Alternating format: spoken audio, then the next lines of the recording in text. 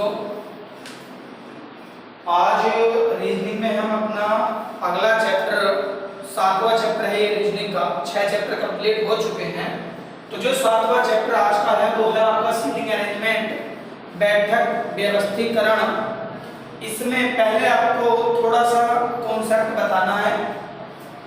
उस कॉन्सेप्ट को अगर आप एक बार पूरा सुन लेते हैं, समझ लेते हैं, अच्छे से देख लेते हैं, तो इसमें आप किसी भी टाइप का क्वेश्चन बहुत आसानी से कर सकते हैं। यहाँ पर 2 टाइप के क्वेश्चन कई बार आते हैं।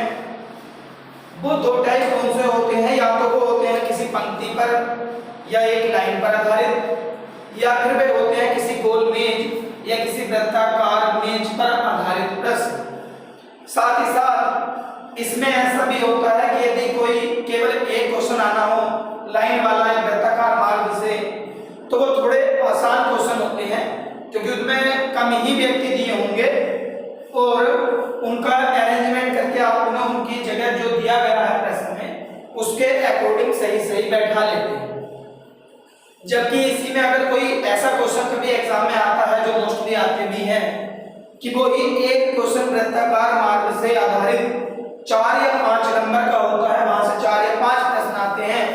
जबकि कभी 2 लाइन, अगर एक साथ 2 लाइनों की बात की जाएगी तो वहां 2 या 3 प्रश्न आपको मिल सकते हैं। तो हर एग्जाम की दृष्टि से ये चैप्टर भी और चैप्टरों की तरह बहुत मोस्ट है और रीजनिंग के कुछ ही चैप्टर ऐसे होते हैं जिनको हमें कई बार करना चाहिए। उनमें से हर एग्जाम में आपको प्रश्न मिलते हैं। तो क्या है इसमें कि थोड़ा सा कॉन्सेप्ट बिल्कुल आसान सा कॉन्सेप्ट है। इससे पहले मैंने दिशा पूरी इसी वजह से कराया था ताकि आपको थोड़ा सा जो दिशा वाले होते हैं, दाएं बाएं होते हैं, उसका पूरी तरह अच्छे से ज्ञान हो जाए। वो आप सभी को हो भी गया है। तो देखिए फर्स्ट टाइम मैंने लिख भी दिया है पहले ही कि फर्स्ट टाइम होते हैं किसी लाइन या पंक्ति पर। अब देखिए इसमें जो लाइन होती है ये इस तरह से बना देते हैं लाइन, ये ऐसे भी बनाई जा सकती है, लाइन ऐसे भी बनाई जा सकती है। इसमें व्यक्ति इधर से बैठ सकते हैं, इनमें होंगे तो ऊपर से नीचे की ओर बैठ सकते हैं। तो खैर अधिकांश प्रश्नों में क्या होगा कि वो जो बैठे हुए व्यक्ति होंगे वो इस तरह से बैठे हुए होंगे, एक क्षैतिज रेखा। तो यहाँ पर आपको एक बात क्या याद रखनी है, पंक्ति वाले प्रश्न जब तक प्रश्न में ये ना दिया हो कि उन व्यक्तियों का मुंह दक्षिण दिशा में है, जब तक प्रश्न में दिया ना हो तो आप हर प्रश्न को सोल्व करते टाइम सभी के मुख उत्तर दिशा में ही मानते हैं। यदि प्रश्न में दक्षिण दिशा का दिया गया है तभी आप उनको दक्षिण दिशा में रख के सोल्व करते हैं, अदरवाइज हर क्वेश्चन को उत्तर दिशा के लिए ही सोल्व किया जाता है। सेम यही कंडीशन आपको वृत्ताकार या गोल मेज पर मिलती है। जब तक प्रश्न में ऐसा ना दिया गया हो कि व्यक्तियों का मुख वृत्त के केंद्र से बाहर की ओर, यानी कि वे व्यक्ति बाहर की ओर मुंह करके बैठे हैं, तब तक आप सभी प्रश्नों को उन व्यक्तियों का मुख केंद्र की ओर मानकर ही सोल्व करते हैं। यदि प्रश्न में किसी का भी जिक्र नहीं है, ना अंदर की ओर ना बाहर की ओर, तो आप सभी के मुख केंद्र की ओर मानकर प्रश्न को सोल्व करेंगे और उनके आंसर आपको बिल्कुल सही प्राप्त होंगे। वही कंडीशन इस पंक्ति या लाइन वालों में भी होती है कि जब तक प्रश्न में ना तो आपको दिया गया हो उत्तर दिशा में, ना दिया गया उनके मुख दक्षिण दिशा में, तो आपको हर प्रश्न उत्तर दिशा के लिए ही सोल्व करना है। अब देखिए इसमें होता क्या है, ये आप सभी को पता है। यदि मुख उत्तर दिशा में है, मैंने कहा था उत्तर मतलब ऊपर की दिशा। अभी जो मेरा मुख है वो कहाँ है इस समय? उत्तर की दिशा में। इधर उत्तर वाली दिशा है इस बोर्ड के अनुसार, पिछले चैप्टर बताया गया था। तो जब उत्तर दिशा में मुख है, यहाँ ऊपर की ओर है मुख, तो ये दायां हाथ, तो ये दाएं साइड को ही बताएगा, और ये बायां हाथ हमारे बाएं साइड को बताएगा, लेफ्ट को बताएगा। यदि मैं इसका मुख दक्षिण में कर दूं, यानी कि इस तरह से, अब जो मेरा मुंह है वो दक्षिण दिशा में है, तो इसके अकॉर्डिंग अब देखिए जो हाथ हो गया इधर दायां हो गया और जो इधर था वो बायां हो गया। इसका मतलब दिशाएं चेंज हो गई उत्तर और दक्षिण के लिए। तो जो हमारा बायां था वो दायां हो गया है और जो दायां था वो बायां हो गया है। यही कंडीशन बिल्कुल इनमें वृत्ताकार वाले प्रश्नों में लागू होती है। इसमें क्या होता है कि जब वो कह देता है वो केंद्र की ओर, तो क्योंकि हमारा केंद्र ये था, अगर हम इसका मुख यहाँ केंद्र की ओर मान लेते हैं, अब मुंह अंदर की ओर, तो इसका मतलब हम कॉपी को इसी तरह सामने ही रखते हैं। अब अगर यहाँ अंदर की ओर है तो जो दाहिने हाथ में वो उसका दायां साइड होगा, ये इसका राइट होगा, ये इसका लेफ्ट। अगर मैं इस वाले के लिए बात करूं, क्योंकि इसका मुख भी अंदर की ओर है, इसके लिए भी यही चल रहा होगा। अब देखिएगा मुख इस तरह से है, जैसे ये वाला सामने है, क्योंकि केंद्रीय था, तो ऊपर वाला हाथ चला गया दायां, तो ये हो गया आपका राइट और ये हो गया आपका लेफ्ट। यदि मैं इसमें, क्योंकि मुख केंद्र की ओर, तो इसका मुख यहाँ है।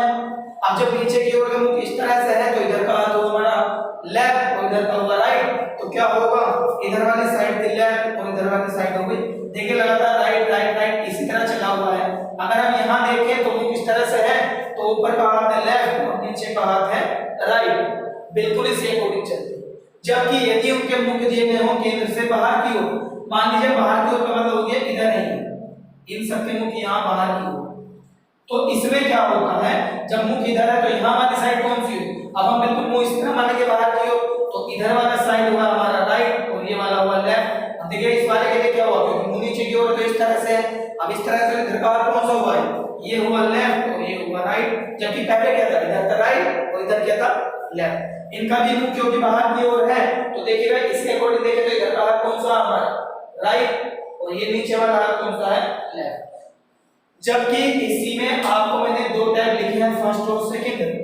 जो थर्ड टाइप आपको कई बार बैंक वगैरह में मिल जाते हैं, या एसएससी में आपको इसके प्रश्न मिलते हैं, या आप तो खैर रीजनिंग के अकॉर्डिंग तो किसी भी एग्जाम में आपको मिल सकते हैं। तो वहां वो इन दोनों क्वेश्चन को एक साथ कंबाइन भी कर सकता है कि कुछ व्यक्तियों का मुख उत्तर दिशा में होगा, कुछ व्यक्तियों का मुख केंद्र की ओर होगा, और इन्हीं में से कुछ व्यक्तियों का मुख केंद्र से बाहर की ओर होगा। तब हम प्रश्नों में हमें कुछ नहीं करना होता, जिसके मुख अंदर की ओर उनके अंदर के ही चिन्ह लगा देते हैं, उसके अनुसार ही लेफ्ट राइट रखे जाते हैं, और जिसका मुख बाहर की ओर है तो बाहर वालों के लिए उनके मुख का सिंबल बाहर की ओर लगा देते हैं, और उसी के अकॉर्डिंग हम लेफ्ट और राइट को देख लेते हैं। तो यहाँ से दोनों को कंबाइन भी किया जा सकता है। चलिएगा इसके करने वाले हैं हम कुछ क्वेश्चन। आज बड़े आसान से वो प्रश्न है, आपको बड़े अच्छे से समझ में आएंगे। आज जो हमारे पास इसमें 4 से 5 प्रश्न हैं, वो टोटल प्रश्न पंक्ति और लाइन पर आधारित हैं। कल की वीडियो में आपको मिलेंगे वृत्ताकार मार्ग पर, और साथ ही साथ उसमें शायद आपको मिल जाएंगे जब मुख अंदर की ओर भी होगा और बाहर की ओर भी होगा। इसमें मैंने जितने टाइप के आपको नोट बताए हैं, उन सभी टाइप के क्वेश्चन आपको करवाए जाएंगे। तो क्वेश्चन क्या है हमारे पास, पहला क्वेश्चन देखिए बड़े आसान से क्वेश्चन है, लेकिन सब वही क्वेश्चन मैंने आपसे बताया था, आप किसी भी सेट से कर सकते हैं, पर मैं अधिकांश क्वेश्चन वही लिखता हूं जो कि किसी ना किसी एग्जाम में आए हुए हैं। तो पहला क्वेश्चन है इसमें कि 5 मित्र P Q R S T एक पंक्ति में उत्तर दिशा की ओर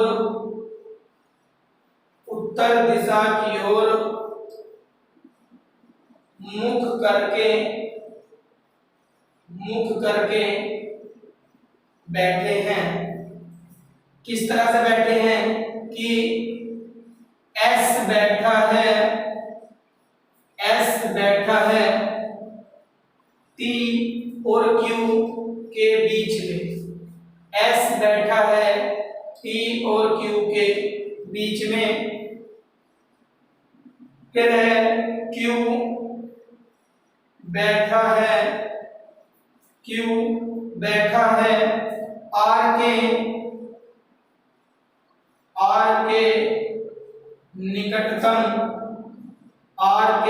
निकटतम बाईं ओर, व P बैठा है T के निकटतम बाईं ओर, तो बीच में कौन बैठा है।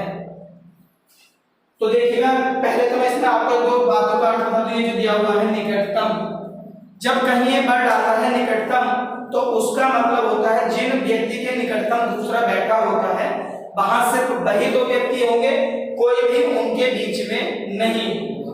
अब जो भी अगर अलग व्यक्ति होगा तो वो उनके साइड में होगा, या तो दाईं तरफ होगा या बाईं तरफ होगा।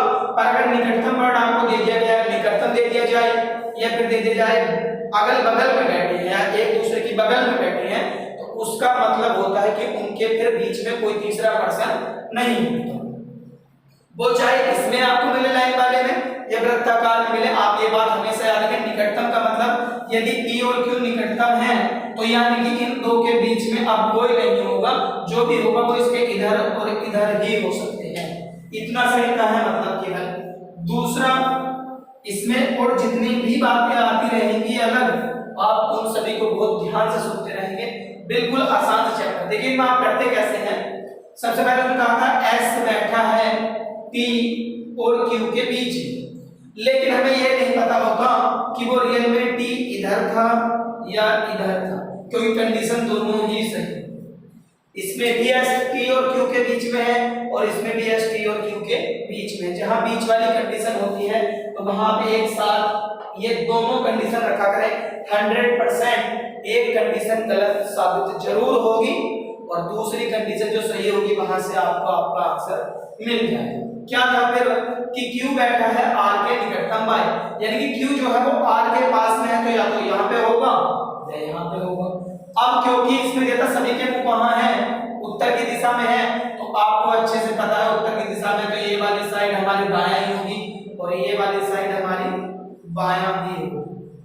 तो देखिएगा उसमें अब आप देख लेंगे कि रियल में Q R के निकटतम बाई किस में है। अब यहाँ पर हम देखें तो Q देखिएगा R के किस साइड में, इधर कौन सा दायां, तो ये तो बिल्कुल गलत है, क्योंकि Q R के कहाँ आ रहा है, दाएं में, जबकि उसमें कहा दिया था कि Q बैठा है R के निकटतम बाईं ओर। तो देखिएगा ये Q इधर का पक्ष कौन सा था, ये वाला बायां पक्ष था, तो ये वाली कंडीशन बिल्कुल सही है, यानी कि इससे आंसर मिलने वाला है।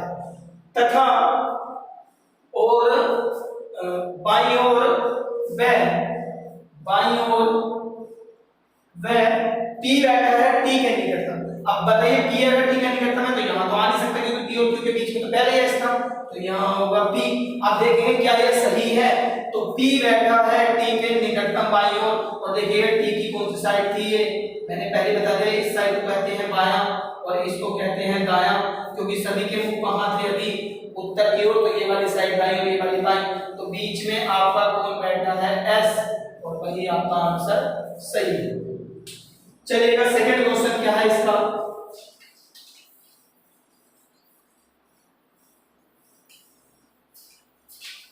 इसी क्रम में जो इसका दूसरा क्वेश्चन है लाइन वाला है। आज मैं लाइन के ही क्वेश्चन समझा रहे हैं आपको, सिंगल लाइन वाले हो या दो लाइन वाले हो। तो अगला क्वेश्चन क्या है, question number 2, A B C D E F एक पंक्ति में बैठे हैं तथा E व F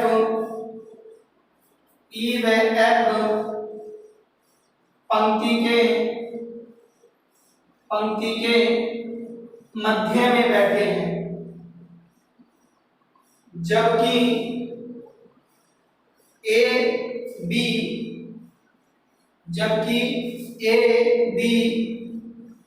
पंक्ति के दोनों छोर पर बैठे, छोर बोलते हैं किनारे पर, C A के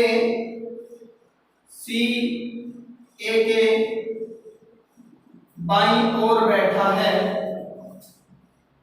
तो B के दाईं ओर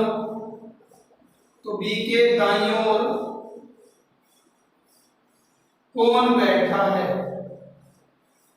चलिएगा देखिए इसमें भी जब हम करेंगे तो उसने पहले बताया था E और F कहाँ है, पंक्ति के मध्य में है, तो ये तो दोनों बीच में, क्योंकि कितने व्यक्ति हैं इसे अब तक 6 व्यक्ति, जब भी बीच में है तो इसका मतलब क्लियर हो, दो जनों का तो स्थान में पता चल गया। अब क्योंकि इसमें किसी का भी मुंह की बात नहीं दी गई है तो हम सबके मुंह कहाँ मानते हैं, उत्तर की ओर, तो ये वाली साइड जो है वो आपकी राइट साइड है और ये वाली जो आपकी साइड है वो आपकी लेफ्ट साइड है। तो देखिएगा दो व्यक्ति तो होगा, कितने और बचे, 4। इस इसका मतलब साफ है कि 2 इधर होंगे और 2 इधर होंगे, तभी तो कितने व्यक्ति होंगे, 6 व्यक्ति होंगे। जबकि हम इसमें ये भी कह सकते थे कि हो सकता है कि पहले F बैठा हो और बाद में E बैठा, ये दोनों बीच में ही है। अभी यहाँ वाला स्थान खाली है, यहाँ का खाली है और यहाँ का।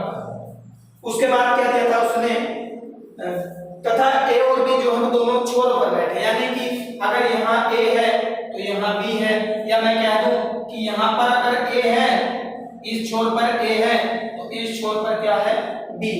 इस कंडीशन को जो स्पष्ट करेगा वो इसमें ही कोई ना कोई अगली लाइन स्पष्ट कर दे, कौन सी वाली पंक्ति दोनों में से बिल्कुल सही है। चलिए तो अगली लाइन क्या है, पंक्ति दोनों छोरों पर है, C A के बाईं ओर। देखिए जब C A के बाईं ओर है तो या तो C यहाँ बैठेगा या यहाँ बैठेगा। अब आप इसमें ध्यान से देख सकते हैं कि रियल में C जो है वो A का बाईं ओर किस में, अगर यहाँ से देखें तो ये A की कौन सी साइड होगी, इधर की साइड, ये है हमारी दाईं साइड, और यहाँ पर हो गया C दाएं में, तो ये वाला चित्र हो गया बिल्कुल आपका गलत, और ये वाली जो आपने पंक्ति बनाई थी ये होगी बिल्कुल सही। तो अभी इसमें कितने व्यक्ति बैठे हुए हैं, 5, A B C E F। किसका स्थान अभी निश्चित नहीं है, लेकिन फिर भी वो कहाँ बैठने वाला है, यहाँ पर। तो उसने मालूम भी किया था, देखो B के दाईं ओर, अगर हम यहाँ बैठाते तो ये B के किस ओर हो जाता, बाईं ओर, जबकि B के तो दाएं कोई होना ही नहीं है, B तो कहाँ खुद ही सबसे बाएं छोर पर है। तो B के दाईं ओर कौन बैठा है, तो B के दाईं में कौन बैठा है, आपका D आंसर। तीसरा क्वेश्चन देखिएगा अगला। उम्मीद करता हूं कि आपको ये क्वेश्चन बहुत अच्छे से समझ में आ रहे होंगे, क्योंकि एकदम आसान क्वेश्चन है पंक्तियों वाले। आप केवल जिसको एक बार समझ में आए आप उसे 2 या 3 बार, जितना मैंने कॉन्सेप्ट आपको बताया है उसे जरूर देखें, या फिर आप पिछला चैप्टर दिशा और दूरी का कंप्लीट कॉन्सेप्ट उसका भी देखें, आपको लेफ्ट और राइट का हमेशा बिल्कुल सही ज्ञान हो जाए। तीसरा क्वेश्चन क्या है, क्वेश्चन नंबर 3 है इसमें कि 5 मित्र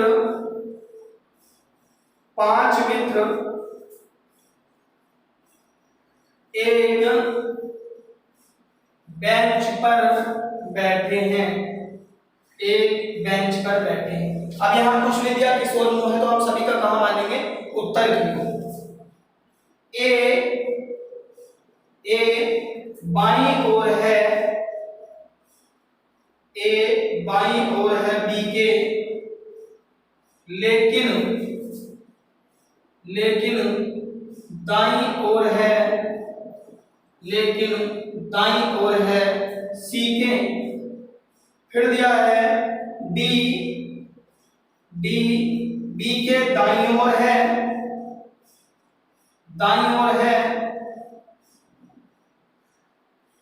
लेकिन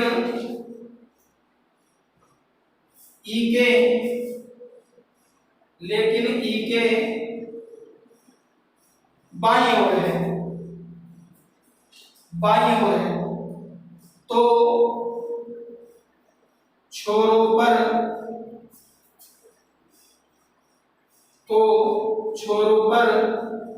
कौन कौन बैठे हैं, यानी कि जो दोनों छोरों पर है वो कौन व्यक्ति बैठे हैं। देखिएगा किस तरह करते हैं, 5 मित्र हैं तो ए है कहां, सबके मुंह उत्तर की ओर ही मानने वाले हैं, तो ए बैठा है बी के दाएं, बी का दायां यानी कि जब दाएं में है तो अगर हम यहाँ बी करेंगे तो ये बाएं हो जाएगा, तो ए कहां है, बी के दाएं।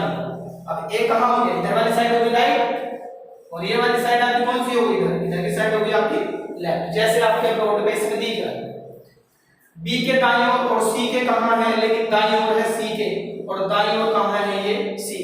देखिएगा सी के दाएं में है, ये दायां, सी के बाईं ओर, लेकिन दाईं ओर है सी के। ए बाईं ओर है बी के, सॉरी यहां दाईं बाईं, यहां ए कहां है, ए बाईं ओर है बी के और दाईं ओर है सी।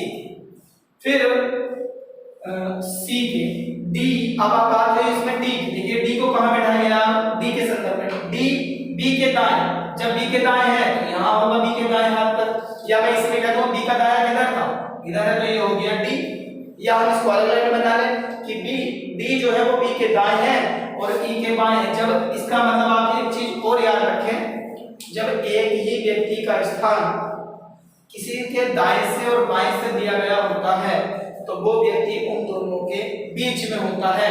लेकिन उन दोनों की स्थिति को हमें स्पष्ट करना होता है कि वो दाएं में कौन सा है और बाएं में कौन सा।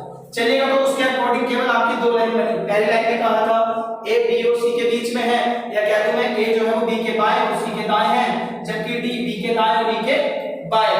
तो अब आपको इनमें दिखाई देगा कोई ना कोई सा एक कॉमन पैटर्न है। तो इन दोनों लाइनों में जो आपका है वो बी कॉमन है। तो अब आप इन दोनों लाइन को एक साथ मिक्स कर सकते हैं। मिक्स कैसे कर सकते हैं? आप यहाँ लिख सकते हैं सी ए बी, और देखिए बी के बाद क्या लिख रहे थे यहाँ पर डी और ई। आप ये भी कर सकते थे कि यहाँ पर ये जो है बी, ये किसके पहले लिखे हुए हैं आपने यहाँ, आप इन दोनों को भी उठाकर यहाँ लिख सकते थे सी और ए को, या तो आप इन दोनों को उठाकर बी के बाद लिख दें या इन दोनों को उठाकर बी से पहले। यहाँ पर बी के बाद में लिखे हुए दोनों तो मैंने बी के बाद में लिख दिया, या आप इन दोनों को ये बी से पहले आए थे बाएं में तो इन दोनों को बी के पहले लिख दीजिए, तो आपको वही एक पंक्ति प्राप्त हो जाए। क्या मालूम क्या आपसे कि दोनों छोरों पर कौन कौन है? तो एक छोर पर है सी और एक पर है ई, तो आपका आंसर हो जाएगा सी एंड ई। आप चाहे वॉइस में देखिए सी और ई। चलिएगा, अगला क्वेश्चन क्या है इसमें, बहुत अच्छे से आपको समझ में आ रहे होंगे। लाइनों वाले प्रश्न हैं, इनमें कोई इतना भारी नहीं, पर इनके क्वेश्चन एग्जाम में जरूर आते हैं। और जो बच्चे स्पेशली रेलवे की तैयारी करते हैं उनके लिए बहुत जरूरी है ये सभी के सभी चैप्टर, क्योंकि उनके लिए मैं अधिकांश सबसे ज्यादा वही सिलेबस ज्यादा करवाता हूँ जो रेलवे वालों का है। मतलब रीजनिंग तो सभी के लिए है, पर जो मैं साइंस की क्लास देता हूँ, मैथ का देता हूँ, मैं स्पेशली रेलवे वालों के लिए ज्यादा होता है। मैं भी रेलवे में ही हूँ, तो अभी यहाँ से कोशिश करता हूँ कि सभी को अच्छे से तैयारी कराई जा सके। देखिए अगला क्वेश्चन क्या है, एक क्वेश्चन और है हमारे पास आया हुआ क्वेश्चन, दो लाइन वाला क्वेश्चन नंबर 4। 6 व्यक्ति A B C D E व एफ दो पंक्तियों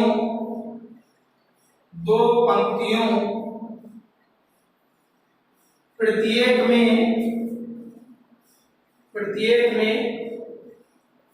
3 बैठते हैं। यदि ई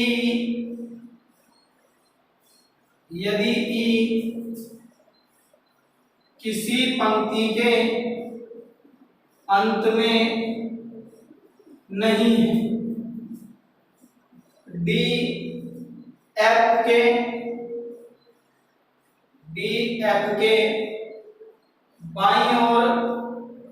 डी एफ के बाईं ओर एक को छोड़कर है, सी तथा ई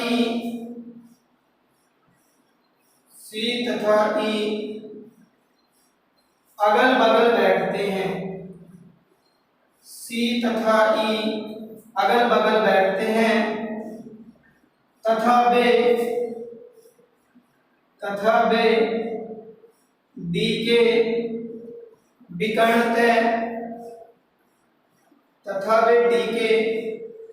विकर्णतः बैठते हैं तथा बी और एफ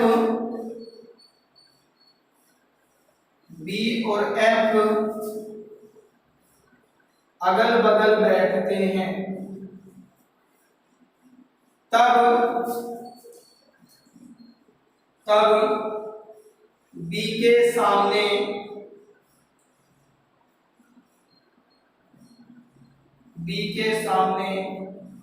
कौन बैठा है?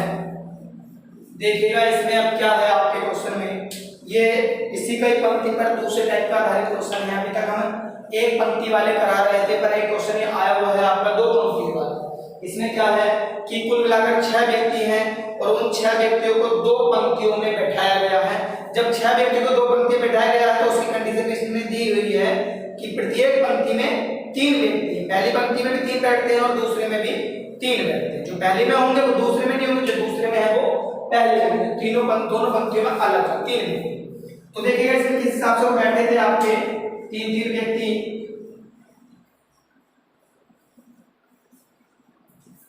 एक पंक्ति आपके पास ये थी और दूसरी पंक्ति हमारे पास ये है। चलिए आमने सामने वाली पंक्तियों में तो एक चीज क्लियर है कि इनका जो मुख होगा, जब आमने सामने है तो इनका मुख ऊपर की ओर होगा और इस वाली पंक्ति को तीनों व्यक्तियों का मुख नीचे की ओर।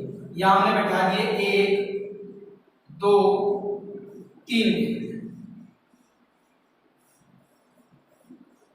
और यहां भी हमने बैठा दिए 1 2 3। बैठाने कैसे है वो क्वेश्चन में देखते रहते हैं। यदि ई किसी पंक्ति के अंत में नहीं है, जब अंत में नहीं है क्योंकि 3 ही स्थान तो ना तो इधर होगा, पंक्ति का अंत 2 जगह होगा, दाएं में भी और बाएं में भी। इसका मतलब है कि ई जहां भी है वो पंक्ति के बीच में है। वो आपका मन है, चाहे आप ई को ऊपर की लाइन में मान लें या फिर नीचे की लाइन। फिर द्वारा उसने देता डी एफ के बाएं, डी एफ के बाईं और एक को छोड़कर। देखिएगा जब आपने इनके मुख यहाँ माने हैं तो ये आपकी हुई इसके हिसाब से, नीचे वाले के हिसाब से ये हुआ आपका राइट साइड, ये आपकी हुई लेफ्ट साइड, और ऊपर वाले में देखें तो ये है आपकी लेफ्ट साइड और ये हुई आपकी राइट साइड। तो एक चीज तो क्लियर है कि जिस लाइन में डी और एफ है वो क्वेश्चन पढ़ के पता लग जाता है। क्योंकि एक लाइन में 3 है तो डी और एफ इस लाइन में तो नहीं हो सकते, क्योंकि ई किसका पड़ोसी था, ये दिया था कि सी तथा ई अगल बगल है। इसका मतलब या तो सी यहाँ होगा या फिर सी यहाँ होगा। अब जब सी एक जगह है तो अब देखिएगा डी और एफ तो इस लाइन में नहीं आ सकते, तो पक्का है कि डी और एफ कहाँ है, दूसरी लाइन। और वो उसने क्या दिया हुआ है कि डी एफ के बाईं साइड इधर थी, तो यानी कि अगर डी बाएं में है तो एफ यहाँ होगा। एक को छोड़कर मतलब दूसरे नंबर, तो डी एफ के बाएं एक को छोड़कर, एक की जगह छोड़कर। अब देखिएगा कि यहाँ पर क्योंकि केवल हमारे पास इसका नाम आने से रह गया है, अभी सिर्फ ए नहीं आया है और बी नहीं आया, वो चीज की तरह कहां से होगी, अगले। अब उसने दिया है ये सही है गलत है कि किस तरह से है, क्योंकि सी 2 जगह तो नहीं होगा, सी एक ही जगह बैठा होगा। उसने क्या दिया, डी एफ के बाईं और एक को छोड़कर है, सही है। सी तथा ई अगल बगल है तो मैंने यहाँ या तो यहाँ होगा सी है, यहाँ होगा, दोनों अगल बगल है तो बीच में कोई नहीं हो सकता। तथा वे डी के विकर्ण, देखिए आपने विकर्ण वाली लाइन पढ़ी होगी कभी, ये लाइन सीधी होती है, जबकि जब हम किसी लाइन को त्रिभुज का विकर्ण बनाते हैं तो विकर्ण ये तिरछी लाइन होती है। तो हम देखेंगे डी का विकर्ण ये तो नहीं हो सकता, अब डी का विकर्ण या तो यहाँ मिल सकता है इसे मिलाने से, या डी का विकर्ण यहाँ मिल सकता है।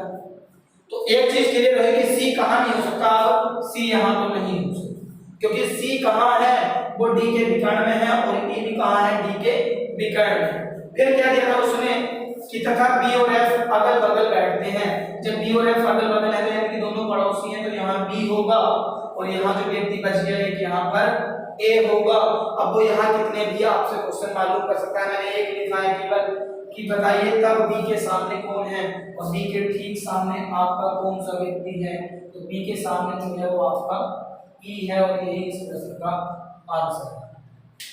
चलिए दोस्तों आज की वीडियो फिलहाल इतना ही, उम्मीद करता हूँ कि आज का आपको सब अच्छे समझ आया होगा। कल की वीडियो आप जरूर देखें क्योंकि उसमें आपको कराया जाने वाला है वृत्ताकार